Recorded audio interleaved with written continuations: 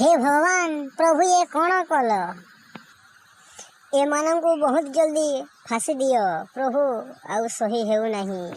ई कनिया सौम्य को जाली पोड़ी मारी देछि। ए दी जण मिसी सौम्य को पोड़ी देले स्कूल रे आउ सौम्य को कहीं बंचाइले नहीं।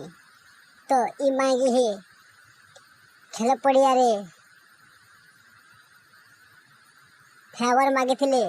फेवर माने पचारे बारू तुम छोट पिला किसी जानी न पारे कि आमे कौन तुमको कहबी बोली ये अभद्र भाषा ये सौम्य को कही थिले।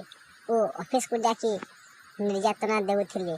सौम्य राजी न हेबारू सेमान को बहुत कल ई मागी के घर हारा देखो जदी खरी मागी है तमर झी बहन जदी हितिता तो केनता हिता तुमके टिके भी लाई लागबा नहीं रे चुट्ठा सोले मागी हे चोर पीत माखन तुन मने।